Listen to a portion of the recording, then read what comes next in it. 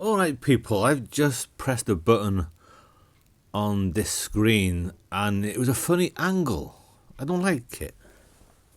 It's weird. Anyway, hello, welcome to the films that I watched this week. We'll just jump straight into it. Lots of films that everyone has heard of. So we can whiz through this as quick as a quick thing. So I watched The Outlaw Josie Wales. Everybody knows Josie Wales, a great western from 1976, which gets an 8 out of 10. Then I watched Bullet Train from 2022. This was lively, full of colour, full of vibrancy. Some cool characters, lots of action, all set on a train. There's assassins here, there's assassins there. Take your hat off and an assassin will jump out. Good stuff. I enjoyed it. A 7 out of 10. It was fun. Then, The Tower of London from 1962, because Vincent Price was in a film called The Tower of London from the 30s. But this, set at the time of Richard III, I think based on a Shakespeare play, Richard III. You know, you've got the princes in the tower, the two princes that went missing. Little bit of Macbeth thrown in. Very atmospheric, very, very good film. I give that one a 7. I thought I gave it an 8, but I didn't. Then a film called The Guns for San Sebastian. 1968, Anthony Quinn, Charles Bronson. One thing leads to another, and Anthony Quinn finds himself as a priest in this remote village. The story reminded me in parts of The Magnificent Seven. It was similar, but different, at least in my opinion, of course. I rather enjoyed it. 1968, I give it a 7. Then I watched High Noon. Everyone knows High Noon. A very good Gary Cooper film. I think John Wayne didn't like it, but who gives a shit what John Wayne thought? A very good film from 1952. An 8 out of 10. Then I watched a film that was absolutely dreadful. It's called The Babysitter from 1995. Alicia Silverstone. She is a young girl. I think she was 19 at the time. I don't know how old the character is, but she's a babysitter. All the men in the film fancy her. They all fantasize over her. And that doesn't matter if you're a 12-year-old boy or a 6-year-old man. They all dream of doing things to her. All the men are creeps. All the men are weird. It's just, let's just spend an hour and a half thinking what we're going to do to Alicia Silverstone. Let's stare at her. Let's stalk her. Let's follow her. Let's bother her. What a weird film. I give it a 2. Fucking awful.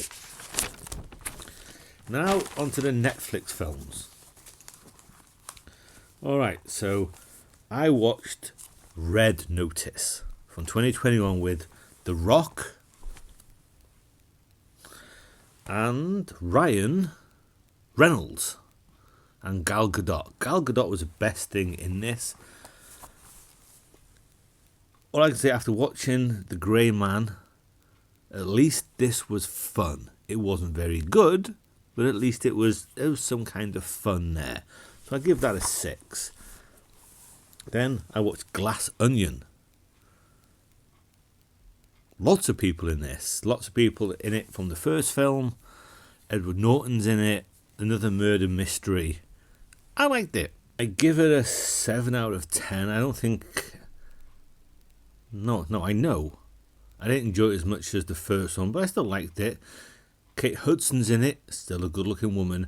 And a character called Whiskey. I wouldn't mind a taste of that whiskey, if you know what I mean. But, you know, an interesting film, set in a beautiful location, so that's absolutely fine. Then we watched Uncut Gems. I've heard about Uncut Gems for a few years. You know, it's Adam Sandler's best acting film. It's this, it's that. So I watched it not knowing exactly what it would be. And I give it a 6 out of 10. It was, a well done film, but everyone was shouting. Adam Sandler especially, everyone was shouting. But the look of him in this and how he shouts and acts, I just thought within, 10, 15 minutes, you sound and you look like a knockoff Al Pacino. But I didn't mind it. The last 20 minutes were the best, and didn't see what was coming towards the end. But I give it a 6. Then we watched The Irishman. The Irishman, 2019, 3.5 goddamn hours. I give it an 8. A very well done film, I thought.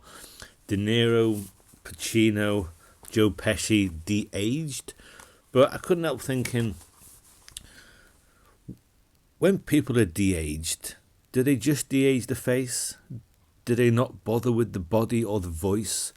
Because De Niro, you're looking at this young De Niro. Granted, it's still hit and miss, but you're looking at this young face. But the body and the movements, it looks like it's his 70-odd, was he 76, 77-year-old body moving around. And then Pacino comes along and he looks younger, then his body looks the same age, and his voice doesn't sound like it did then. And it's just like this hodgepodge mash of young face, old body. And it's off-putting sometimes. I mean, the face doesn't match the body. So I don't know. But I still give it an 8 out of 10. Very good film. I liked it. We liked it. So that was The Irishman. Then a film that I knew I wouldn't like, but I watched it anyway. We watched it, should I say. A Marriage Story. My friend liked it. I didn't. I wasn't keen on it. Scarlett Johansson, Adam Driver. I'm not a big Adam Driver fan. About a couple going through a divorce and all that kind of stuff. I gave it a 6 because it was a well-acted film and a well-made film, a well-done film. I can't call it a big pile of shit because it wasn't. But it wasn't for me. And the last one that I watched on my own was The Power of the Dog, Benedict Cumberbatch. A lot of buzz around this one for, was it a couple of years now? 2021, yeah. It's this, it's that. I watched it. I didn't like it. I didn't click with anyone, didn't click with anything. I found it to be extremely overrated. And I gave it a 6 because it's a well-made film. It's well acted, it's well shot, it looks beautiful. But I just didn't like it. But again, I can't call it a big pile of shit because it really isn't.